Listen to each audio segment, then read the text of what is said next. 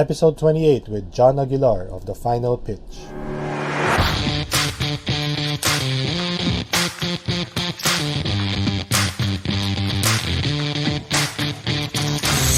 You're listening to Kendrick Loves to Brand, the branding podcast featuring stories and lessons from entrepreneurs and brand builders so you can get inspiration, insights, strategies, and tactics as you create your own game-changing brand. Welcome to the Kendrick Loves to Brand podcast. We are here with John Aguilar. John, thank you for agreeing to come to the show. We first met during an event for Canon, right? I think a few months ago, and since then I've been wanting to get a longer chance to really pick your brain and get to know more of your stories. I mean, we were chatting for a few minutes backstage, but I think that was a short chat. That was a very short chat. Yeah, for sure. And I've been a long time follower of the show, Final Pitch. Thank you. Yeah, I guess before we go through the rest of the questions, I'd like to ask you to sort of introduce yourself for those who are not familiar yet with your work. Okay, sure. All right, so I'm I guess the best way to describe me would be a serial entrepreneur. So I've been in business since I started when I was 25 years old, quite a while back.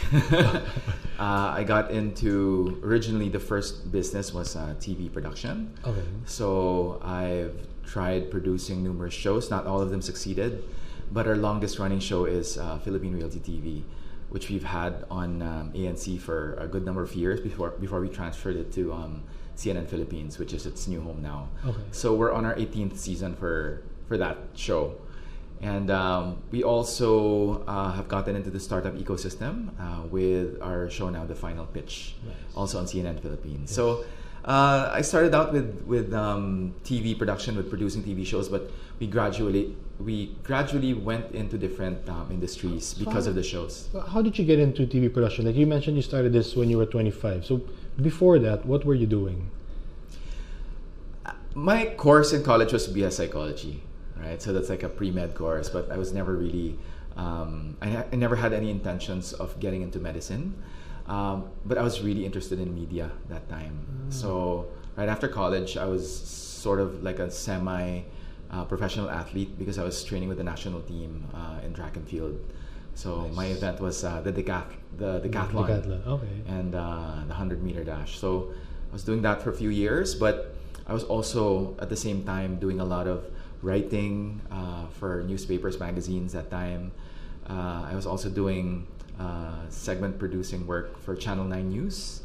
And at one point I was also one of the writers and concept developers of ABS-CBN. So all of those really, I think, prepared me to get into TV production as a business. So how did you jump from taking up psychology to going into like production or all these jobs that you first took on initially after college? Like, was it hard for you without, as someone with no background or no degree in that field? Yeah, I think the decision to take up psychology in college was a good one, just because whatever it is that I felt I will end up doing, I will always be dealing with people, right? Okay. Whether it's in business or whatever career or craft that you get in, you'll always deal with people. So that time, for sure, I was interested in kind of not studying, but getting insights on how the human mind works. What motivates people, why they do what they do.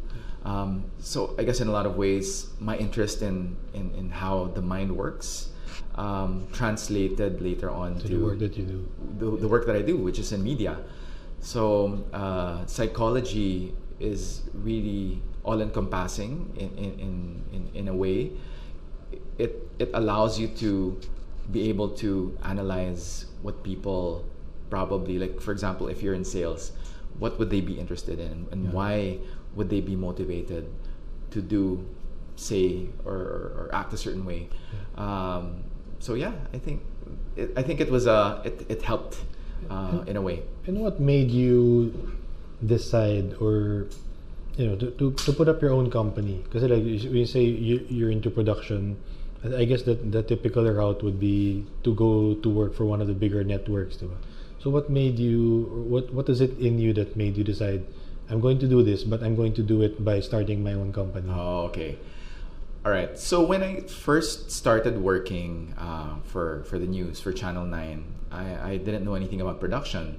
So that was like my baptism of fire, right? Like first time to produce segments for the news, first time to come out on camera. But after that, when I entered ABS-CBN, it was very purposeful. I really wanted to make sure that if I enter this big, giant network, I would learn from it. I mean, the salary was not even secondary. I just needed enough for me to sustain myself, right? To live, being a single, young 20-year-old fresh graduate, right? But I think the biggest motivation for me was, what can I learn from being in the country's biggest network that I can take with me after I leave? Because my intention really was, I wanted to be able to create my own shows eventually. So I knew that I was working for them that time, but I felt that there was a lot of there was a big market for the shows that I was thinking of that they may not necessarily want to produce, because the big networks are always concerned with ratings. Correct, and just making sure that what they produce, everyone, the massa, would gravitate to. I wasn't thinking along those lines. I was thinking, what is it that people really need and would add value to their life?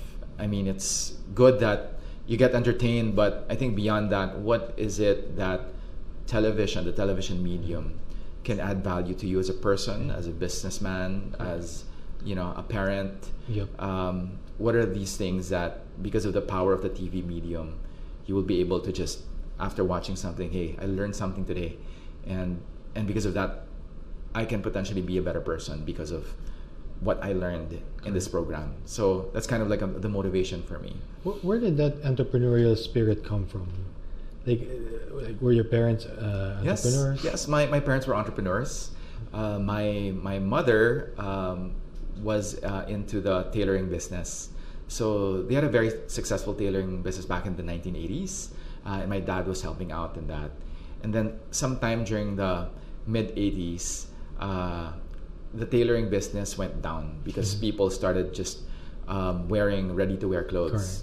So when that happened, my dad, who was into antiques and instruments and furniture, sort of quote-unquote rescued us, because they transitioned the business from the tailoring business to antiques and furniture, which happened in just in the span of maybe 2-3 years. Wow. To think they were doing that for a long time, and then having to transition to another business, which was born from my father's passion in antiques and furniture. And from there, just running with that, and for the next few years, that was basically what sent us to school and kept our family together and alive. That's what put food on the table. So it just boggles the mind how two people who have no business background can start something.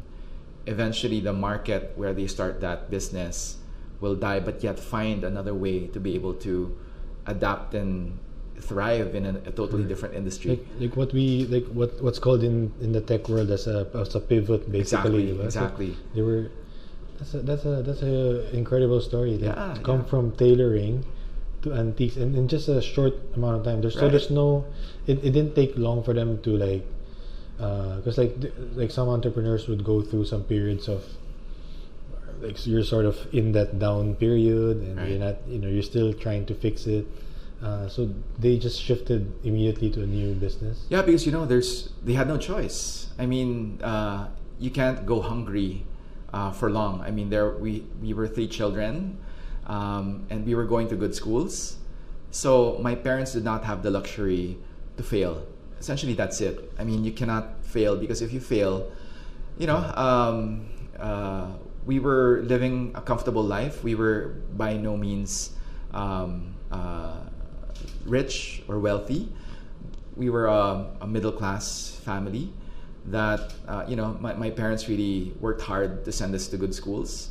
And stopping, I think, and failing was not an option for them. I mean, if one thing is not working, they had to find a way to be able to make sure that they put food on the table, and eventually enough so that they can send us to school and make us finish, which was exactly what happened.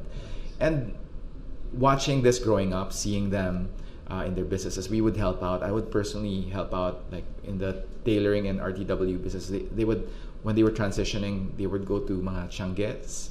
They would in these bazaars, they would sell clothes, sell ribbons. We would even help as kids putting the ribbons together, using the glue gun and all that.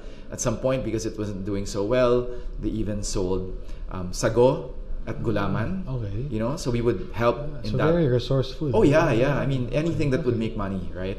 Nice. And we would help that out in that as kids. And eventually, when they transitioned to the antiques and furniture business, I would also go with my dad to the houses where the customers had their antiques and furniture delivered. I would physically, carry these big, pieces of furniture, and it was really hard work, and I got exposed to that at an early age. So at that age, I'm curious, like, because most parents who are entrepreneurs, they tend to protect or shield the kids, diba, from knowing what the situation is. Like, did you have an awareness at that time that this was what's happening, that the other business is struggling, so now that's why we're doing this? Oh yeah, our parents were very vocal with what was happening.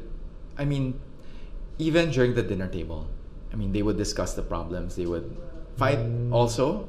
They did not shield us from any of that, what was going on. I mean, we knew exactly what was going on. If they needed to make a sale, we knew exactly why they needed to make a sale, because enrollment was coming up, or if we needed something as kids, I needed maybe a new pair of shoes. We couldn't yet because we didn't have enough budget.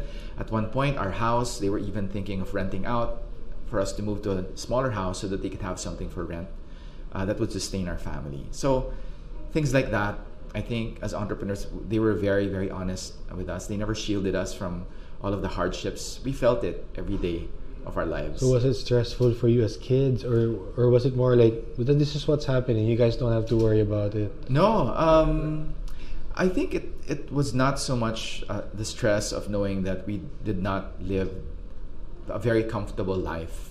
It wasn't that. It was more, yes, these things are part of our day-to-day lives. I mean, we all have to contribute somehow, but it doesn't mean that we're living a life of misery. Far from it, right? We were all together. We would eat three meals a day. We would all be in a nice house, and we had electricity. These things. I felt at an early age, the struggles of entrepreneurship were normal, right? It's not something where, hey, we're having a hard time now. This will defeat us. No, I saw it as it was integral to making sure that what we're doing now will pay off in the long run. So I saw that at an early age. I think that's a great perspective to be able to give to kids, no? Like especially if the parents are entrepreneurs, because like I'm guessing, like in your case especially, seeing how they went through that and you were living it day to day, and then seeing them succeed after going through that again. I think like what you said, like understanding at an early age that entrepreneurship is not, it's not what you see on social media. It's not a walk in the park, right? Yeah, like that's the reality of right. it, and that it can be done. You can still succeed. Like the hardship doesn't mean you should quit. Of course, it means it's part of it, diba? Yeah, Kendrick, one thing that I have to comment about is that sometimes I feel that a lot of young kids these days are so concerned with the trappings of success, right? Yeah. They think, okay, I'm successful because I have my own company, or because I get invited to speak in different events, and they see that I have these many people. They're so concerned in those things sometimes that I feel like when the going gets tough, where do they find the grit to be able to go on? Because it's not going to be that way forever. I mean, you're not always going to be quote unquote successful in everything that you do, right? And I feel sometimes that in my experience from some founders that I've met, I think the grit is one of the most important things that would-be entrepreneurs take for granted. Correct. I think they feel like they are destined for success, but once they encounter the stumbling blocks that would block that path, then it's just so easy to give up. When in reality, that's really what propels you to go a step further. That's when you have to buckle down. So in a way, that's like it's amazing, because in a way, it's like your parents were giving you guys an education on grit, right? by exposing you to the problem. So I mean, my parents would talk about, I guess, their problems with business, but it's really more of FYI. Okay. But it never really involving you. Yeah. So when we were kids, my parents, our parents would tell us more like, yeah, but just focus on what you need to do in school, or just focus on what you need to do. Don't worry about this. We'll handle it. Something like that. Which I guess I can't necessarily blame them or anything. Like, I'm sure they had their own reasons. And so like us three siblings, we would just focus on what we need to do, knowing that our parents are also dealing with something. So we don't really ask for like a lot of things when we were younger. Like when we see our cousins or our friends, they have this new toy. Like with us it's more parang naka-portion. Yeah. Diba, na parang after the SEM, sige, maybe you can get something. But in the meantime, ganyan. So it's refreshing to hear stories like this, because I mean, like myself and my wife, we're running our companies together, and syempre, there's challenges here and there, and we have a son who's 4-year-old who obviously doesn't know anything yet about what's happening, diba? Pero it's good to know that there's a story like this that maybe we can also do the same thing. Yeah. Or maybe it was just me, because myself being the eldest, I think I also took it upon myself to make sure that in a way I was involved. I mean, I was also curious how they did things, and if they were I didn't have a choice also, I guess, because like my dad sometimes would take me when he would make his deliveries, right? He would take me along with him. I was physically capable that time, right? So if you can just imagine these huge, like 200-pound closets and stuff like that. And the antique furnitures are really heavy. Right? Solid wood, man. I mean, we're not talking about IKEA furniture. No way. These are solid, humongous pieces of furniture that sometimes you would deliver to maybe the second, third story of the house, right? So it's like really hard labor, and it's also very humbling, because you see my father doing all of that work, and I would ride along, and sometimes a client, upon seeing me as a kid delivering these things, aabutan ka ng money, diba? So parang I'm like, no, it's okay, and then she would realize, oh, it's their business, right?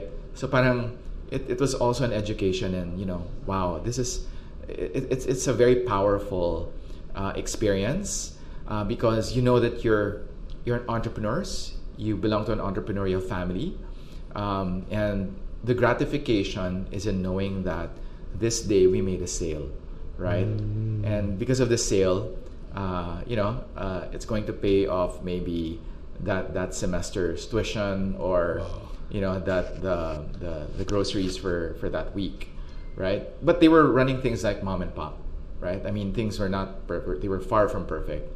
They never grew to a size that would really, they were really a small business from the start. But to each his own. I mean, the important thing, I think, in their for my parents is that they were able to achieve what they set out to achieve for the family. At the end of the day, we went to good schools. We had a comfortable life. We were not ostentatious in any way. We had no vices, but we had enough so that we would have a comfortable life, and that was what's most important. To set you guys up for your own success. Exactly. Eventually, like for me, I'm very grateful for my parents for everything. The example that they've shown us. My dad was always an advocate of doing what you love doing, and from that will stem your passion for what you do. My mother was always a hard worker. She was in sales. That was her thing. She really knew how to talk to people. And I think we pick up things from our parents through the years, and I'm very fortunate that I had parents who were able to show me the grit and doing things with a higher purpose. Yes. And you know, that was, I think, very I was very lucky to have that growing up. So what was their reaction when you told them that this is what you wanted to do? So you wanted to pursue production, create your own shows through your own company. Yeah. What was their reaction to that? Well, you know, like I said, my dad was always, you know, he was always supportive of us pursuing what we wanted to do, right? And for a number of years, for a good number of years, that's what I did, right? I started out as a freelance writer, host, producer, eventually putting up my own company. And you know, a couple of years down the road, I put it up when I was 25. By the time I got to 29, 30, I still was not where I wanted to be, right? Mm-hmm. Here in the Philippines, culturally, it's accepted that, you know, you still stay with your parents. Yep. You're not so independent yet. So I've had to struggle with that because at that time I was not making enough so that I could be totally independent. And for a good number of years, like when I put up the company, I remember from my 20s all the way to 25, I was kind of doing a lot of different things. I was happy, right? I was ticking off things on my bucket list and doing all these things as a young person does. When I reached 25, I felt like everything was going up. When I reached 25 and I put up my own business, all the way up until 30, things started to go downhill, right? Because of the realities of having your own business, starting it from scratch, not having partners from the start, and just bootstrapping the entire thing was really a hard, I guess, process that I've had to go through. Mm-hmm. And I remember when I almost hit 30, my mom was telling me, John, you know, you've been doing this for a number of years. And she could see, right? I was not, I mean, successful by any means. I was not making enough. I was barely just getting by. But you know, my resolve was firm. I told her, you know, I know it's taking a little time, but I know I can do this. I really believe in what I'm doing, and I just need a break. You know, I just really need a break. And I every day that I was in the business, I was trying to look for the next thing that I could do that could possibly set me up for success. So it took a while, and I think that success was my longest running show, which is Philippine Realty TV, our real estate show. What year did you launch that show? I launched that show in 2007. So how old were you then? So 2007, I was okay. I put up the company when I was 25, and by that was 2003. So 5 years later, so yeah, around I was around 30 years old. Okay. And by that time, I've had a wealth of experience and failures under my belt, and the realization that I needed to come up with a show that would maybe sort of serve as like my what's the term? My cash cow, I guess. Something that would sustain me for the next couple of years. And I discovered that I was a really voracious reader. I would read newspapers every day, and I noticed that there were a lot of real estate ads in the newspapers that time. So I figured, hey, what if we come up with a real estate show? Because there wasn't a show on TV that tackled this very lucrative space, right? So that was the decision to produce Philippine Realty TV. And so did you come up with the idea before you had that talk with your mom or after? Oh yeah, we'll get to that. But so you know, I was trying to see maybe this industry is it, right? Yeah. What if I produce a show that would feature real estate developers and maybe banks that offered housing loans. Maybe this would be it. And so I started producing the show 2017, 2018. And then first season, I got lucky because we had 2 big clients that came on board. But as all clients go, it's hard for them to pay, right? Yeah. So I had to really be creative in how I would produce a show. Luckily enough, when I started Philippine Realty TV, I had savings from another project that at least I had some seed money, right? So even if the clients were not paying immediately, I think it was enough for me to be able to sustain the enterprise. And when we went to the second season of the show, a lot of our prospective advertisers wanted to advertise, but they told us, but we don't have cash, right? But can we pay you in items, in barter, right? X deal, right? So what items are these? So they were offering like bathroom fixtures, right? So because it was real estate, right? So building materials, right? So we're talking about like cement, hollow block? Yeah. Building materials, because there were a lot of I would constantly be in like expos and in the depots, just trying to see who are the clients of the show, right? So, and there was this one night when I spoke with my mom. I told her, we have so many advertisers, but none of them will pay in cash. I told her, it's a big problem, but what if I actually build a house on the show through the items that these advertisers would pay us? So, and then she said, yeah, mothers, right? Sometimes everything you do, they're saying, you've done this or you've done that, or maybe that won't work. Well, at least my mother was like that. She was my biggest fan, but she was also my biggest critic. Yeah, right. But when she said, yeah, that might work. That sounds like a good idea. And so that night I decided, okay, I think I will do this. So thus was born the concept for Project First Home, which was I was going to document the entire process of building a home from scratch. So I decided right then and there, okay, I will build a house using the building materials. And first person that I approached was architect June Palafox. And when I approached him, I told him of the grand plan, which was just a plan, right? And I had no experience whatsoever. Did you know him beforehand? Or? Yes, I had interviewed him a couple of times for the show. And when I approached him, I told him, okay, this is what we want to do. Will you come on board as our architect? And lo and behold, he said yes. So when he said yes, I think that was really key for us, because when he came on board, all of a sudden, his name attached to our project gave it the legitimacy that we needed. I mean, I was a young upstart TV producer, now partnered with architect June Palafox. I was gonna ask him, like, what did he ever tell you? Maybe years after, like, what made him say yes to the idea? I guess that's where my psychology background also comes into play, because when you look at people, you also kind of analyze what their motivations are. You look at architect Palafox, he's someone who's very good with media. I mean, given that he's really good as an architect and as a business leader, but he's also an expert in terms of how he is able to get the media behind him.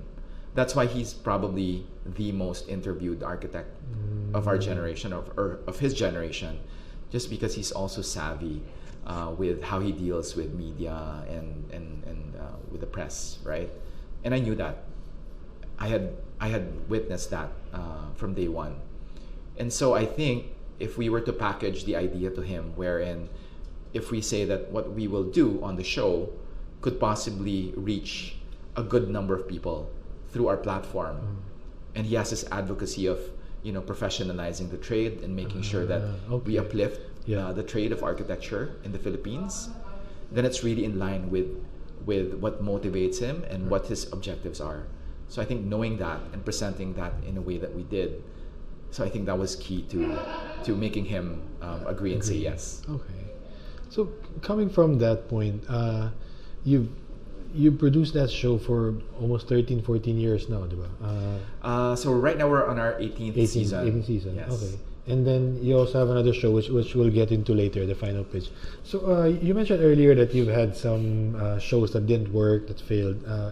Would you be able to give us like maybe what you consider to be the worst failure among all those? Sure. Okay.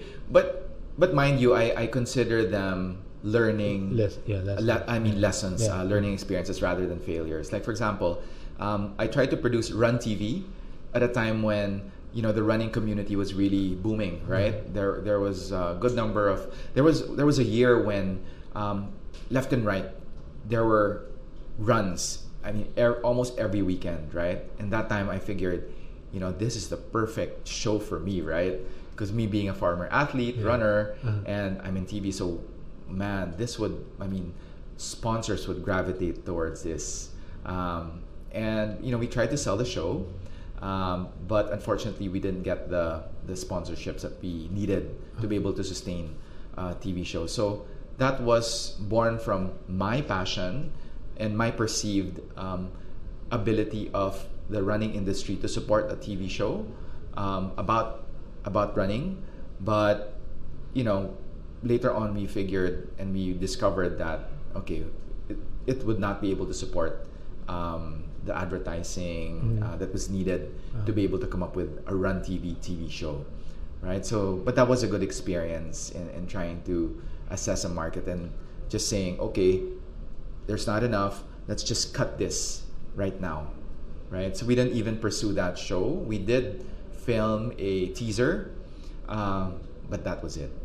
So it was a matter of trying to experiment and just killing it immediately, right? Before we bleed anymore, right? So another show that also, this one lasted one season, was franchise TV. Okay. So I was trying to incorporate the same business model of Philippine Realty TV with franchise TV. So with Philippine Realty TV, we were building houses, right? We were building concept homes from the building materials that we would receive. Eventually, these houses, once we build them, we would sell so that we can recoup the investment, right? So with franchise TV, we figured, hey, maybe we can do another version of what we were doing for Philippine Realty TV. But with franchise TV, the goal was to be able to maybe barter or X-deal different franchises, right? So that we would eventually have both a TV show and a good number of different franchises and different industries, right? So it seemed like the perfect plan at the time, right? So one thing I did discover though is that a franchise, if you get a franchise, yes, it sets you up for success because you will get the systems that are already in place. It is a proven business, but unless you have the time and also because for that you really have to. I mean, it's a business. Whatever you say, even if it's a franchise, you will have to run it. Correct. Yeah. Unless you get a management team that runs it for you, right? But we tried to do it. We in fact partnered with Binalot. Okay. So for our first season, we partnered with them.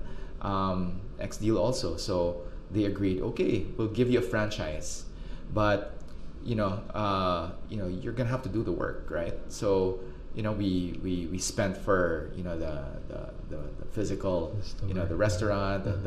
It was in the food court of Festival Super Mall. So we got a spot there, and but since we were from QC, we were not involved in the day-to-day, right? That's so far. Yeah, and we figured, hey, we have a manager that we hired who will be able to run that for us. And we had the franchise Bible agreement and everything. So we figured it should work, right? It should work, even without us physically being there all the time. And just we would maybe go like on the weekends to check on things, but we were pretty hands off with that. And that's when we discovered that, oh my God, especially with food, you cannot be you cannot not be hands on. And we learned that the hard way. To make a long story short, we lost a lot of money because there was a lot of pilferage, and the person that we thought we hired that we could trust broke that trust. So and we had to, we had to make a tough decision because we were not involved. Fortunately, my in-laws, who were from the South, were looking for something to do because they're semi-retired. They were retired already, so they agreed to take on the franchise. So they ran that for a few years until the time when they had to close it because of renovations for Philinvest. But that was a tough learning experience for us, and because I knew it at the back of my mind. I knew that it had to be a business that we could run passively, but in that case, the food business definitely was not it. Right. So fast forward, the show lasted one season. It was not enough. The advertising that we were getting was not enough to be able to sustain it, and so we decided after one season it was a good run. We learned a lot, but that's it. Let's cut this and let's move on to the next thing. So when you cut when you turn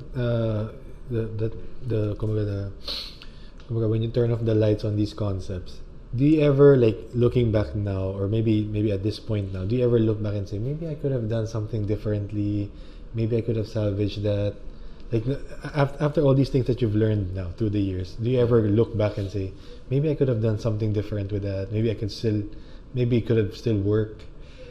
You know what, to be honest, maybe if I had thought about things maybe that could have worked, maybe things could have worked out differently. And there's a saying, right? There's nothing more powerful than an idea whose time has come, right? Maybe it was just not the right time. Yeah. Maybe we were not focused that time. But I really believe that things happen for a reason, and those failures or those learning experiences have really helped set me up and set us up. My wife and I are partners in the businesses. I think they've really set us up to be able to make more mature decisions along the way. So I never regretted anything that we tried doing before, just because I felt that each of these learning experiences allow us to be more mature entrepreneurs that eventually will enable us to, I believe that everyone is put on earth for a reason, and I feel that all of these things that we've done in the past really prepares you for the bigger things down the road. To what you're doing now, Exactly. which is what I want to talk about next. The show Final Pitch. So when did you come up with, or when did you decide to come up with a show like this, and what was the process like? Okay, so the process by which I personally produce shows is very difficult. It's, in fact, I think I'm the only one who does it this way. I've coined a term for what I do. I call it method producing. Okay. Right? If you're familiar with method actors, so method actors really get into the role. Method actors allow their role to take over their lives. Like, if an actor were to play, let's say, this insane man, they would really kind of take on that mental state, right? So same for me, for business, for entrepreneurship. Whatever industry we enter with our TV show, I enter with everything I've got. For Philippine Realty TV, I started out not knowing anything about real estate. And then you built your own house. Eventually I built the house, and from that yeah. experience I wrote a book, and I also studied to become a licensed broker. So I'm actually a licensed real estate broker, because I studied for and passed the licensure exam, so that I would get more experience and knowledge that would prepare me for producing this show down the road. Even better. Okay. Exactly. So it's a lot of commitment. Yeah, it is. I don't think any other TV producer out there does it the way I do, because really it's no joke the way I get into an industry. I really invest not just time, not just effort, but really a lot. I really invest a lot. So knowing that that's how I get into an ecosystem or an industry for real estate, that's also the kind of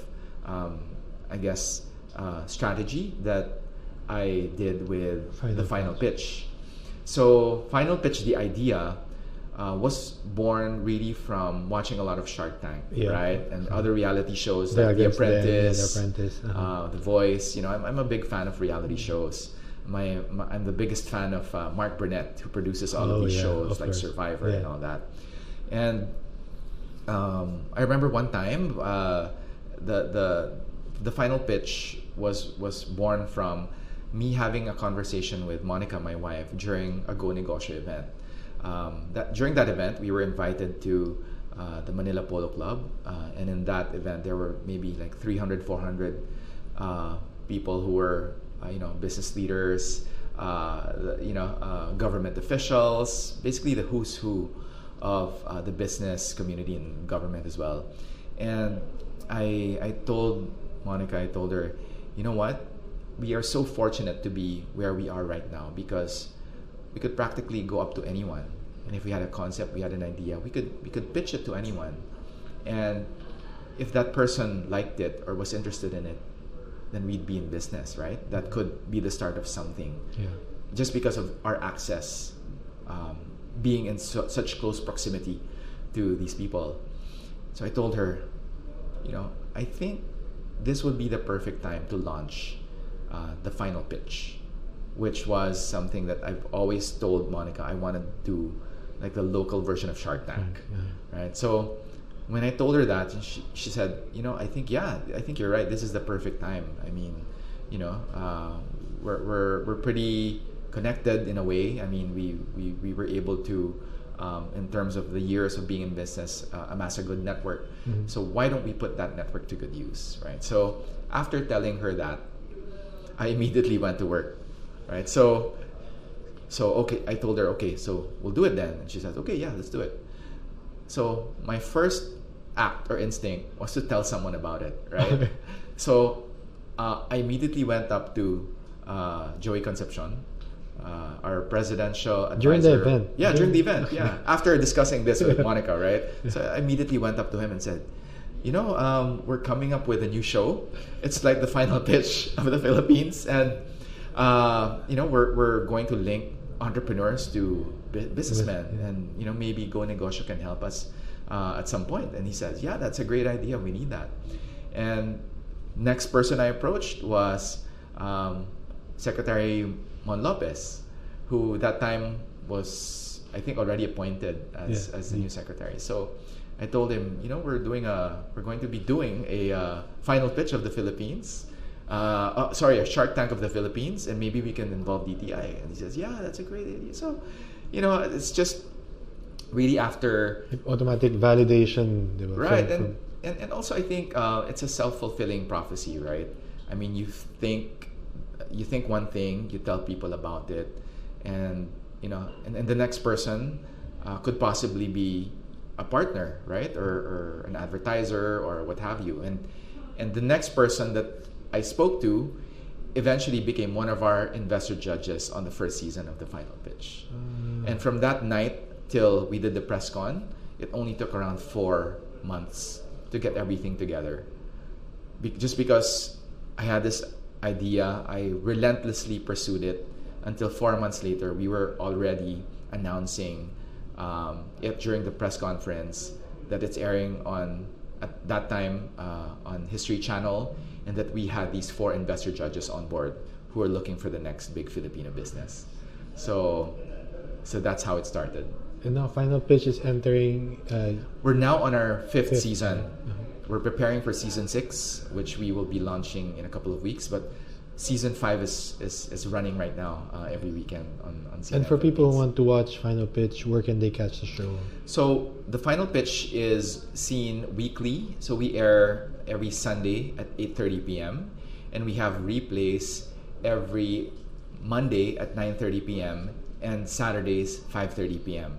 So it's a weekly show, and it's been a lot of fun in putting together. And the thing with this show is, and what is most gratifying is the number of people, entrepreneurs that we're able to help scale.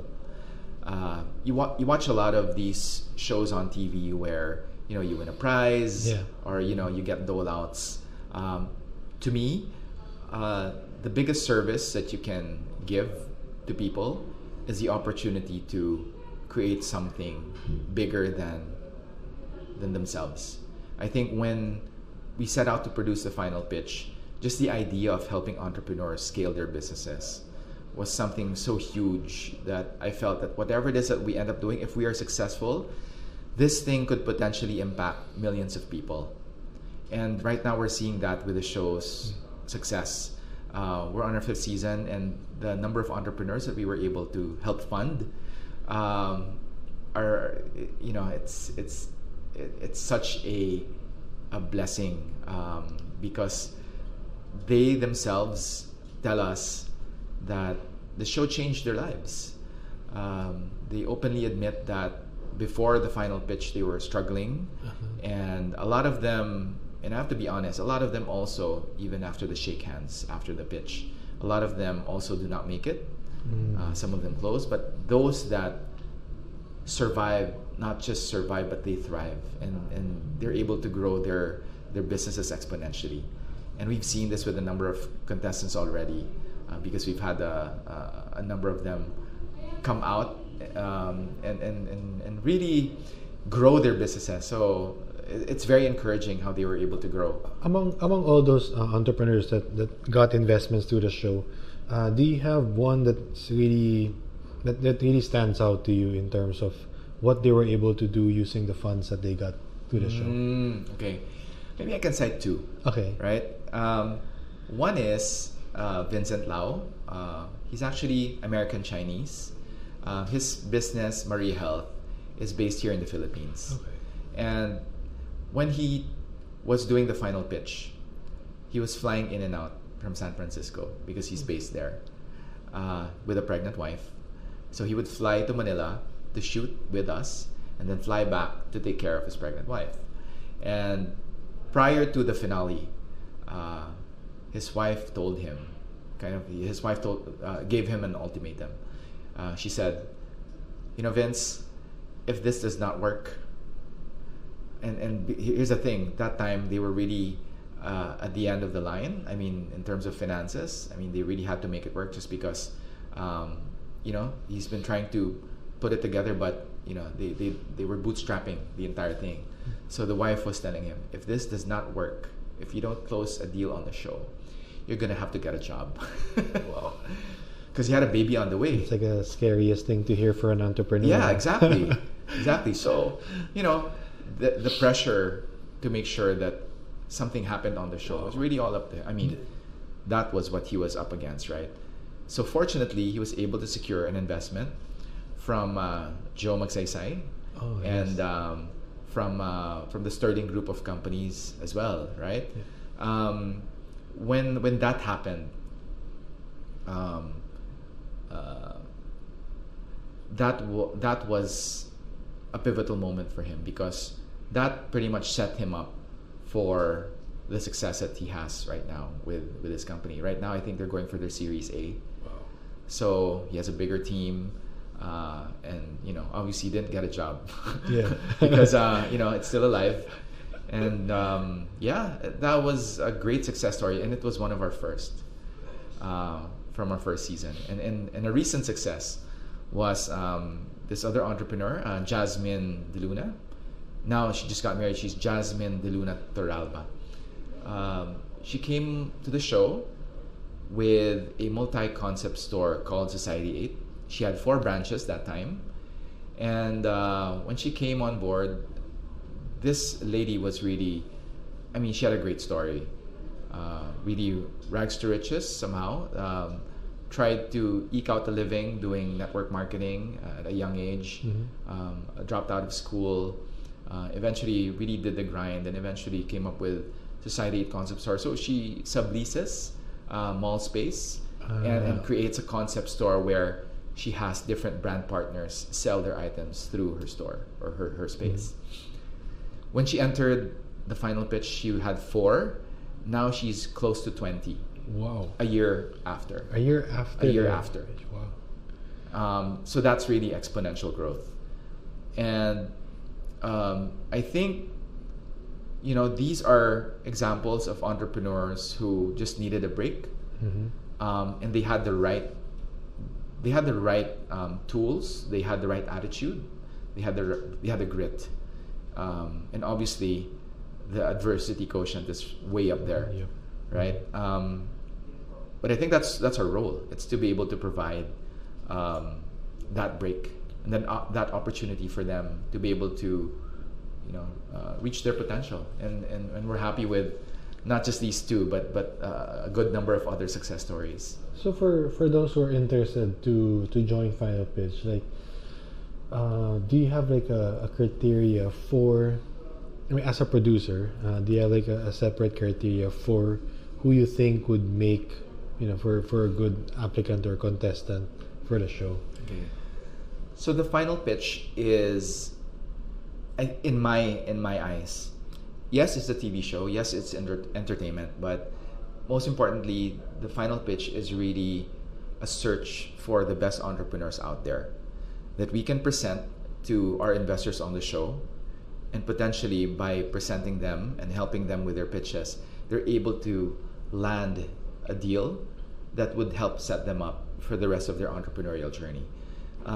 More than personality, more than looks, right? Because usually, that's important, right? I mean, it's important that you look good, you speak well, but the primary consideration is this person, is this entrepreneur, is this startup someone that if we put on the show, there is a very big chance that if they secure an investment, they will grow their enterprise.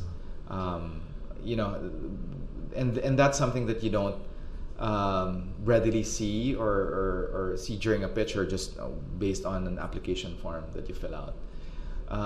That's why the Final Pitch journey is a long journey. It's not just like if you watch Shark Tank, you mean to say you will be able to assess whether you will invest in this person or not just by a pitch that is given to you right then and there. That's why the way we made the Final Pitch, it's really a journey that these entrepreneurs go through. So once they give their initial pitch, and if they kind of like you, they invite you to the show, right? The investors invite you to the show. But part of the journey is us introducing mentors to you as well, who will help you refine your businesses. Whatever it is that you're lacking, we try to help you with that. Eventually, the investors also issue business challenges to them so that they will gain an insight into how these entrepreneurs work. Work under pressure, work with other people, work with their peers. Because really, if you will invest in someone, you have to make sure that this person is someone that you feel comfortable with your money, right? Because for all intents and purposes, you could really be a really good talker, or you could give a really good pitch, but your character sucks, right? So we try to create an environment where we gain an insight into really the character of these entrepreneurs. And if by the final pitch, by the finale, after you make your final pitch, if by then you more or less have an idea that this person is someone who I'd like to do business with, then your decision is guided as well. So I think that's a great approach. It adds a lot of nuance to the process, diba? Like you said, like with Shark Tank, I think part of the entertainment there is they're totally blind to this person coming in. They'll make a pitch and then they have to make a decision. I mean, obviously it's longer than what's shown in the show, but it's still, it's not enough time to really get to know the person. Correct. So in the final pitch, there's a lot more nuance to it, I guess, because you get to see them through a process. So it's more, I think it's a more, a nuanced vetting process, basically, diba? Has there been a pitch or an application that maybe it's like sobrang off na parang like is there something that stands out to you in all the applications you must have gotten, maybe like the weirdest application or Oh yes, of course. And not all of them make it to the show because for one reason or another, they end up not showing up sometimes. And yeah, we get a lot of weird pitches. like what's the weirdest business idea that Wow. I'll be vague, right? Okay. But there was a person who was pitching us a solution that would basically, if there was an oil spill anywhere in the world, this solution would take care of it just like that. Okay. Right? It would be the magic wand Okay. for oil spills, right? And yep, it was. It would have been interesting to watch that person pitch on the show, to say the least. But So you didn't get tempted to just put him there just for... no, we invited him. We wanted him to pitch. Oh, okay. Right? But He ended up not pitching because he felt that if he put his technology out there, then someone would copy it. okay. Right? So he was really paranoid about it, which we totally respect. Okay. Right? But you know, not to put anyone down, but this person, we felt maybe was not doing it for the right reasons, right? Okay. Because sometimes you could set, you could tell if someone is genuine or just pulling your leg, right? Yeah, for sure. I'm sure with your experience, you'd be able to spot people like that. But let's shift gears a little bit. In terms of, you mentioned you're idolizing Mark Burnett. Is he like your ultimate sort of mentor or Peg. peg? Maybe it's him, or maybe aside from him, is there anyone else that you would want to have, a chance to meet and sit down and just have a chat, pick their brain? Oh yeah, Mark Burnett, definitely. The way he produces shows, the way he's able to make the show into a business. I totally respect what he's done the past few years, and really the way he is able to tell stories. I think the storytelling aspect of how he does things is very important, and really a big part of how I've developed my shows through the years. But one guy, surprisingly, because I would never have thought before of actually, mentioning him in the same breath as, my respect for Mark Burnett. But one guy, surprisingly, also that I respect now is Simon Cowell.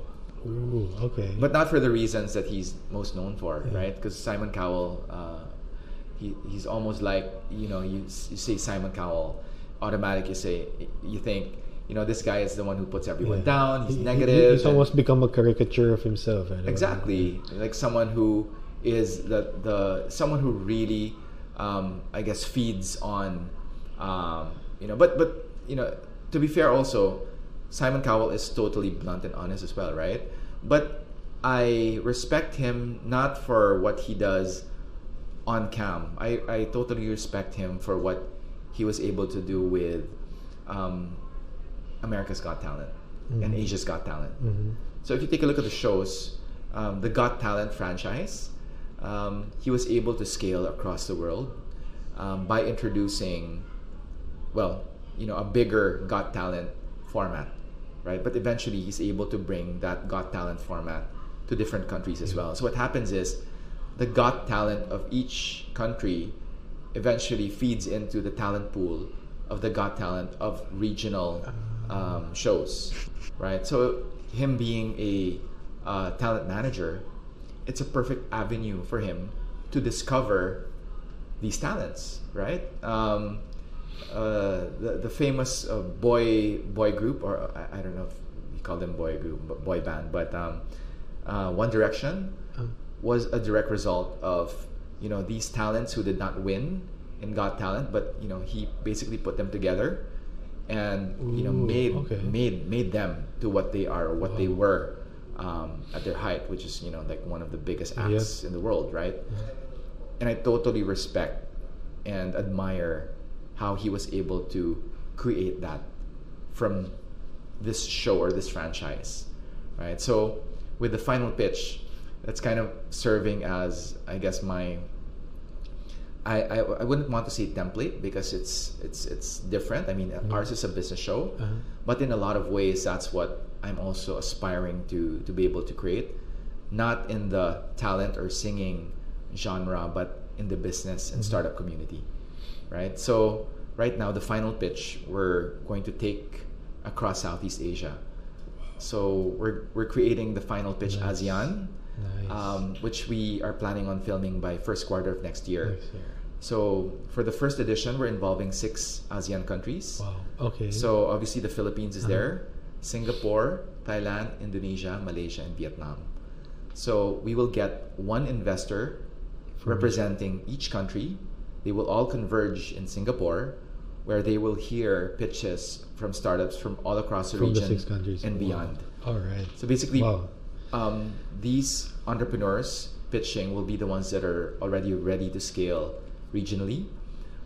They are probably asking for funding anywhere north of $1 million. So these are not seed stage companies. Yep. These are scale-up companies already. And basically, the show is going to be a platform for them to be able to not just get the funding, but have access to the region as well. Because when you partner with an investor from a certain country, that is your entry point to that country, right? That's your strategic partner for that country. So what we're hoping is that these entrepreneurs and startups that partner with these entrepreneurs are able to penetrate and scale their enterprises across Southeast Asia. And eventually, once the final pitch ASEAN is shot and aired, it's going to be our entry point to now be able to do the final pitch Vietnam, Thailand, Malaysia, etc., etc. So, which will then be able to help the local startup and entrepreneurial ecosystem In those countries, and eventually have that as a funnel for them to get to the final pitch ASEAN. And once we do that, the next step would then be final pitch Asia. And then the world. Yeah. Exactly.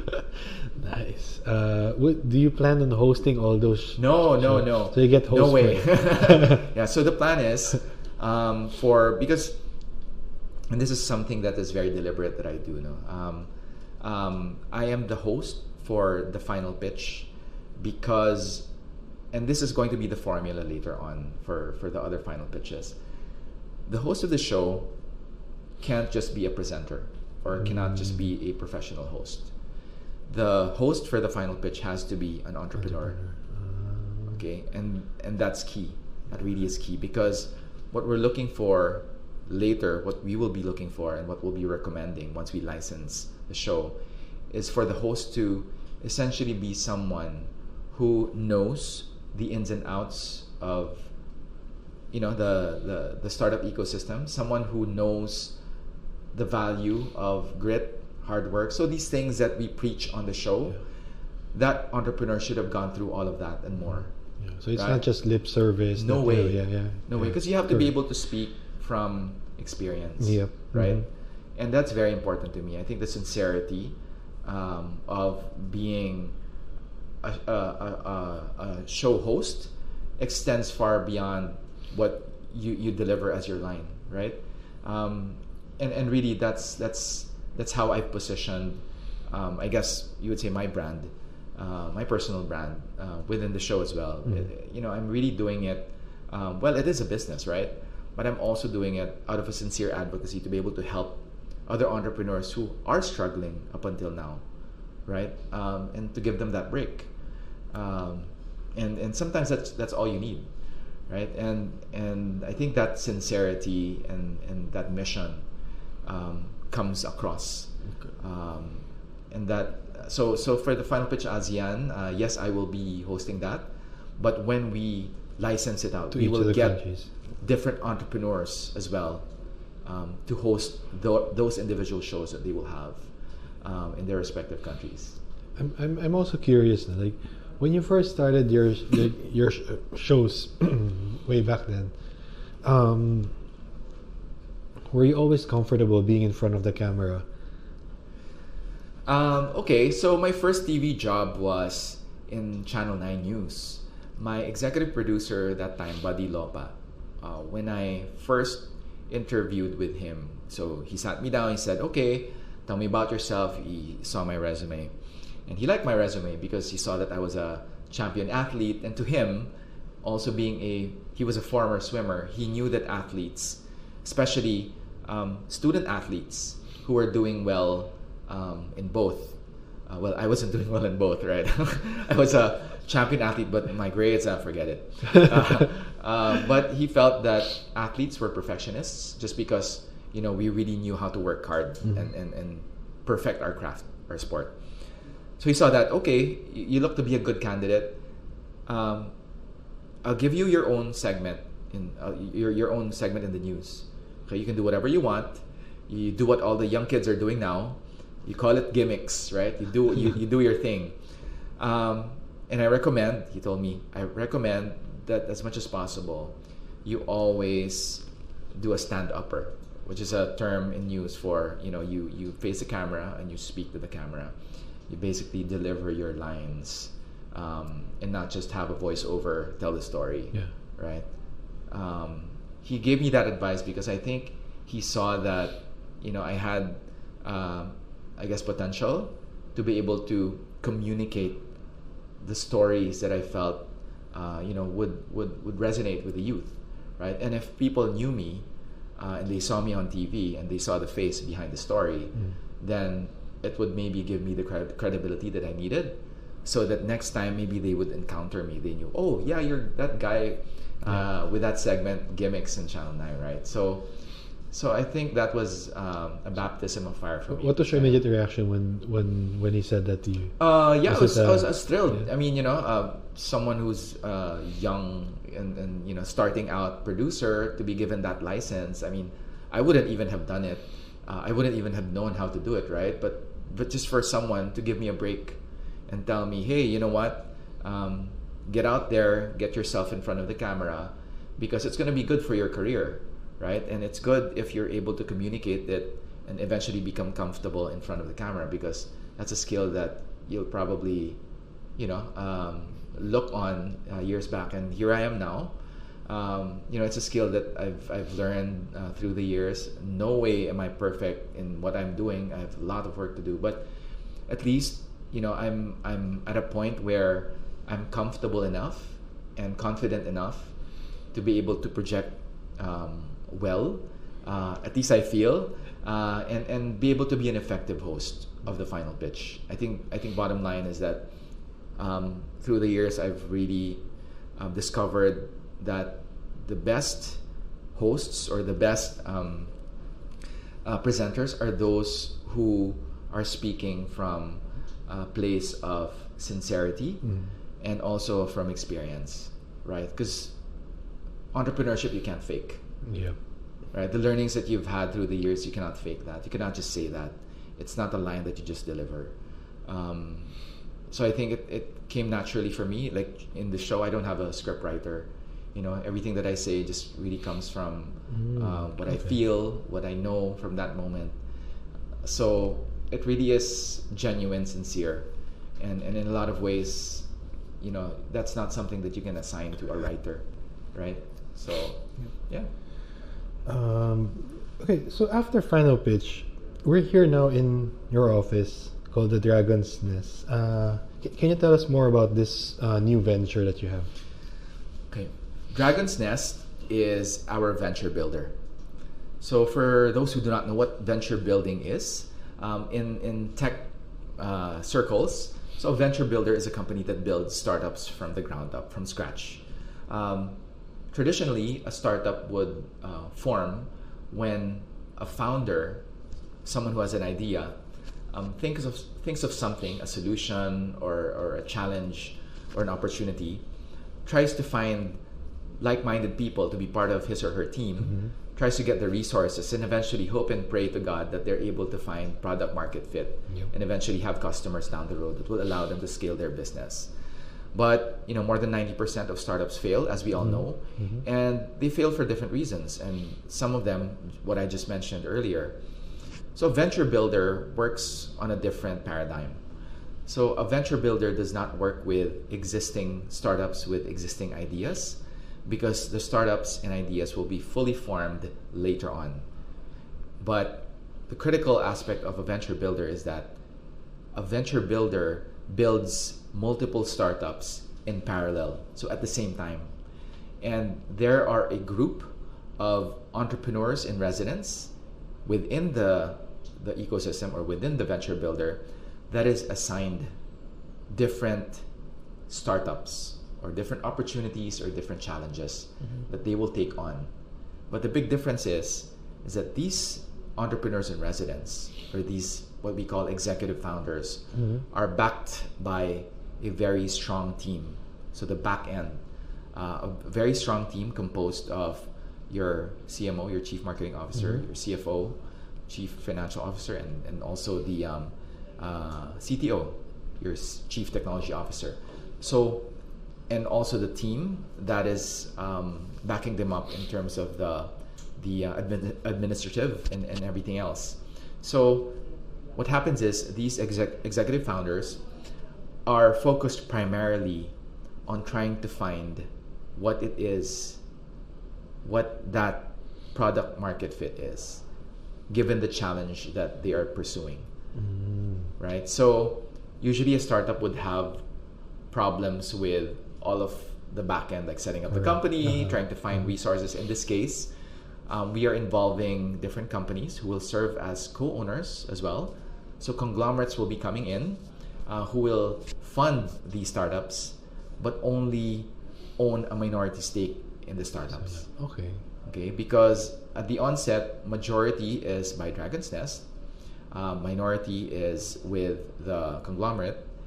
The executive founders at the start do not have equity yet because that vests within a period of time, right? If they reach their milestones, then eventually the goal is to be able to have them be equity partners, stakeholders in the company.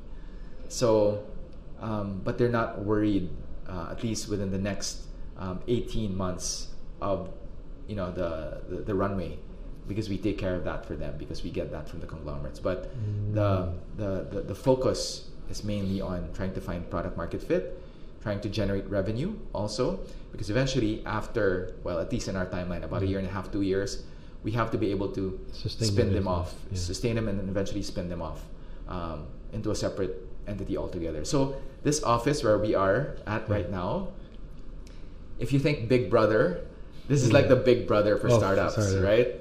So we have those small studio offices there. So each startup will have their own studio office, and will have shared spaces as well.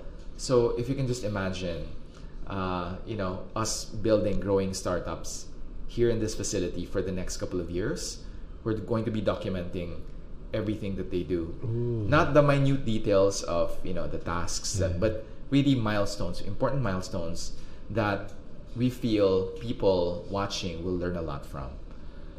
We'll also document the experiments that they will be doing, the failures, the pivots that will be taken down the road. So for all intents and purposes, what they start at the beginning may not be what they are doing maybe a year or two from now. And then will you turn that into a show after? It's going to be a show as well on CNN Philippines called The Venture Builder. Ooh, nice. So when is this launching again? So our goal is to be able to close all of the partners by first half of 2020. Okay. And we will start filming by third quarter of 2020. So hopefully by that time we would have gotten the conglomerate partners on board already. And we're hoping that one of the 5 will actually be a GovTech or a GovTech startup. So we want actually to involve the government in it. It may be the DOT, it may be an LGU, but it would be great if one of the startups were a GovTech startup. Okay. Yeah. And then the entrepreneurs in residence, do you already have them in place, or no? Are people going to be applying? Yes, yes. So we haven't made the call out yet, but we are speaking with a few who have reached out to us, who have discovered that we are going to be doing this, but we haven't made the formal announcement yet. But once we do, it's we're going to announce it through a press conference. And if you come to think of it, who are we looking for, right? Because you're not looking for someone with an idea, right? But we are looking for candidates who can work with us eventually, who have the motivation to be able to run their own startup and eventually scale it. So these people, these candidates, would be people from all walks of life. Correct. They could be either successful entrepreneurs who've done one thing and want to do something else, so they kind of have a track record already. They could also be failed entrepreneurs who failed at one time or another in their enterprise, maybe for lack of funding, or maybe they just didn't have the right partners, or it was the wrong time, or it was a timing issue. Maybe they want to do it again, or they want to try again. It could be also, they could be corporate superstars who've been excellent in their careers, but who've always wanted to be entrepreneurs, or who've always wanted to try their hand at tech, right? So the candidates will be really open about it. But one thing is for sure, no, these people that we consider, they have to want this for the right reasons.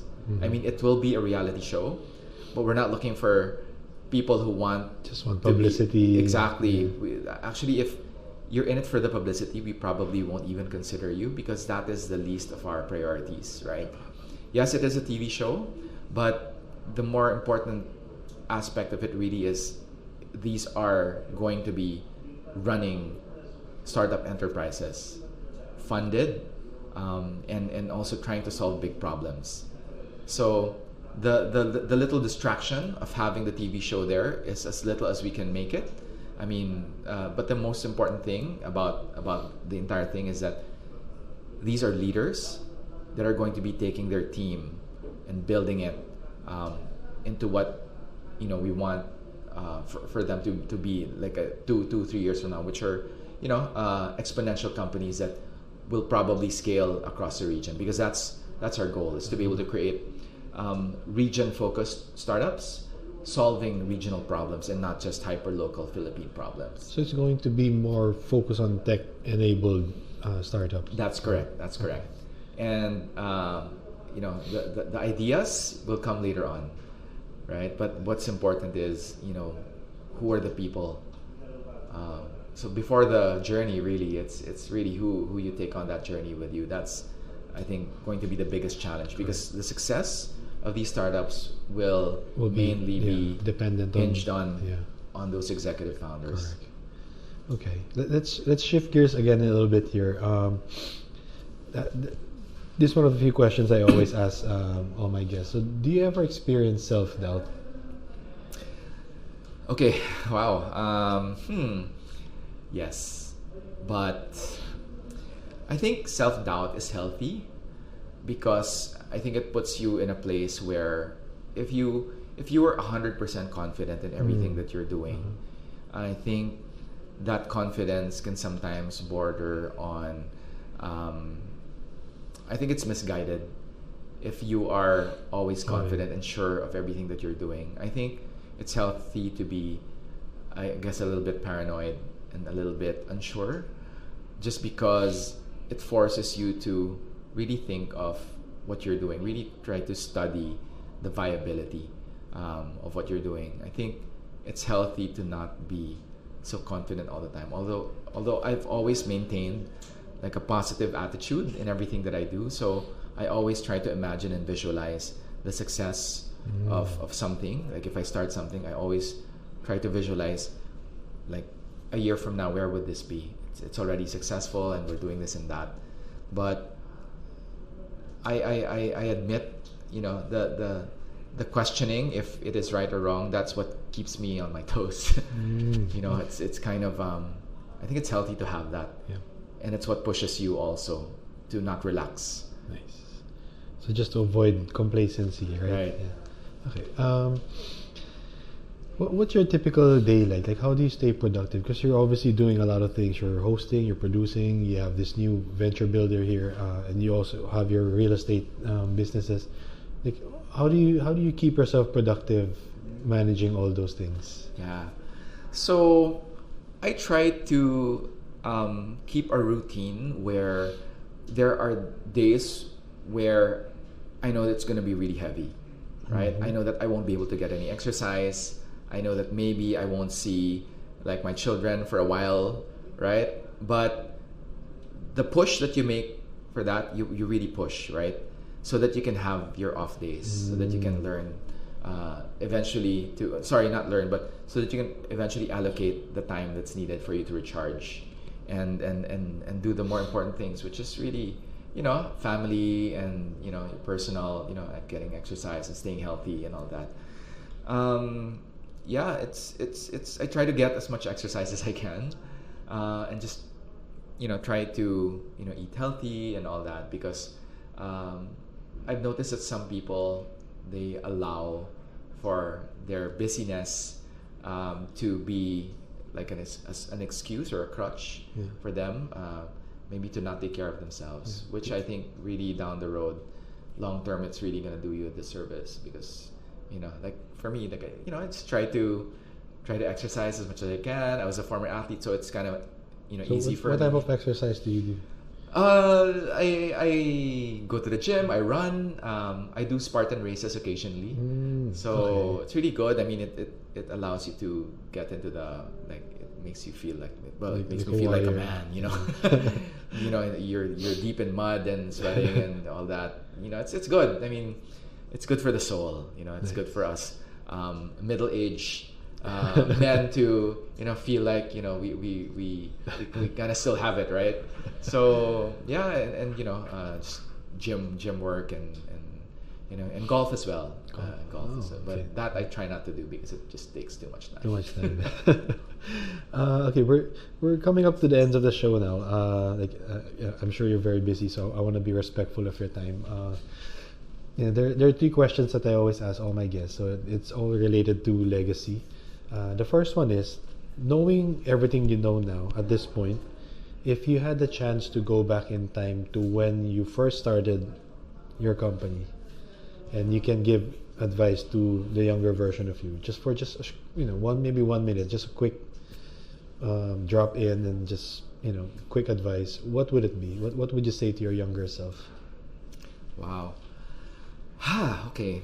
I would probably tell myself, okay, John, what you're doing now, what you're going through, is part of it. I know you feel bad. I know you feel like a loser now. Right? But just continue slugging it out, because in the end, it's going to be worth it. So unlike Back to the Future, where you can change the course of history if you just have that information, or like that sports almanac, right? Like if you could change something, to me, I really wouldn't change anything, because I feel like every mistake, every learning experience helped me in deciding the things that I would do later on. Even when I was younger, I wanted to be like the host of the show, and I didn't get the part. But because I didn't get that part, eventually, I thought to myself, why don't I just create my own shows, right?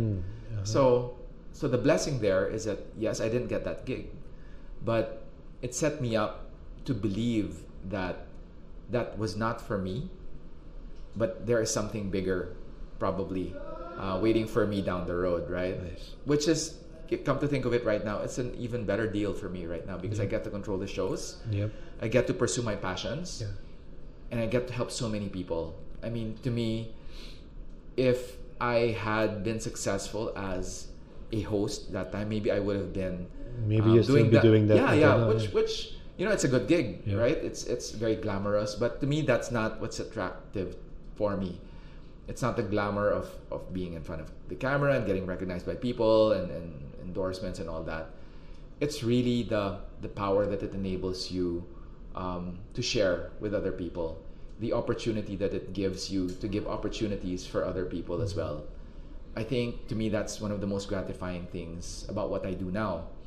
The front-facing, on-camera stuff is just a tool. It's just a means to an end. And that bigger end is really, how do you impact more people with what you do, right? And I find that what we're doing now is doing that. And I feel that, these things that happened to me, the failures, they really set me up quite well for what we're doing now. So, You touched on a few of these earlier, but what else are you looking to accomplish over the next 10 years? the next 10 years are going to be big for us. The next 10 years are going to be exponential. during my 20s, I had this bucket list of things to do and I wanted to accomplish. One of those was to be an entrepreneur. And because I was so focused on controlling every aspect of that, I did not seek any partners outside of my wife. I mean, we own the businesses ourselves. I did not seek external funding. We bootstrapped everything. But the next 10 years are going to be different. I want now to reach out to other people, other companies, other groups, for us to work together and create big things, right? You cannot do it alone. I mean, to be able to achieve the scale and impact that I'm envisioning that we can reach down the road, we have to work with the best of the best. Whether these are the big conglomerates, whether this is government, there is no way around just creating the big impact that can happen if you're able to work with the right groups. So that's what we're planning on doing for the next 10 years. And we're also involving partners that we will be bringing in to make sure that we have the right people on board who will, in a lot of ways, also be part of the journey because they will eventually be co-owners of the enterprises that we launch. Okay. And now it's not about control, it's about cooperation. Nice. Right? Like my next bucket list for the next 10 years is to be able to create a unicorn, a $1 billion company. Yeah. A real unicorn. A real. Not. No comment on that. But when you say unicorn, it extends far beyond the monetary value or meaning of what a unicorn is. Because to me, a unicorn is a group, an entity, whether it's a group of companies or movement, that impacts so many people, that impacts trade, that impacts industries, impacts the way we live.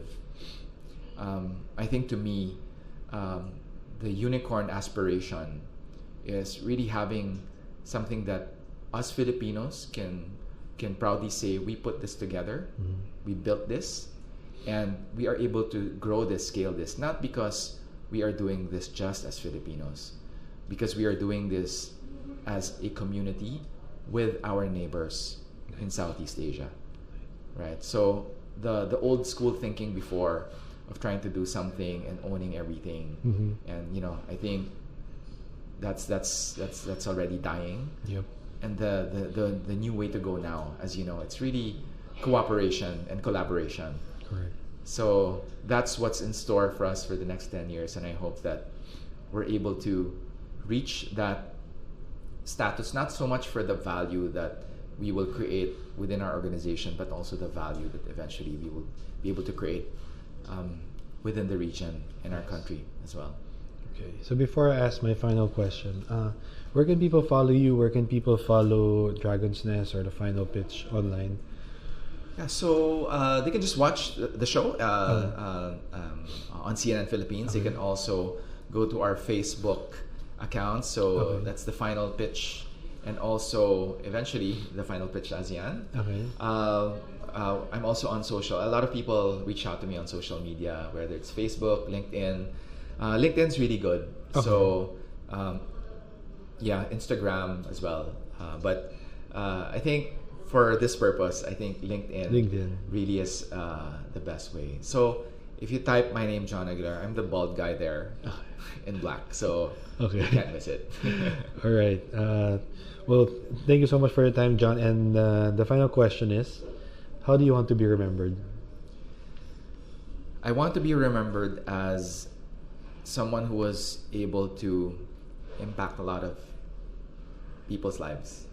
I think a break is a really valuable thing, and if I can give a break to thousands of people, maybe even millions of people, through the things that we are able to do in the next 10 years, then I want to be remembered for giving people a break.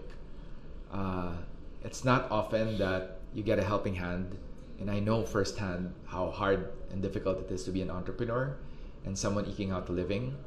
So I think if we're able to give talented Filipinos, driven Filipinos, a break, then I'd like to be remembered as someone who's able to at least had a hand in giving that.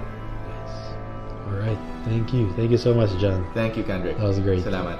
Thank you guys for listening. If you enjoyed this episode, please rate and review the show on iTunes. It will help more people discover the show. You can also share a screen cap of the show on your social media accounts. Make sure to tag me and let me know which part of the episode you like or didn't like. All feedback is certainly welcome, so feel free to reach out to me on Instagram @KendrickCo to let me know what topics you'd like to be covered next and who you want to hear or learn from in future episodes. Until next time, do the work you want to see done, because life's too short to not be creating your life's work.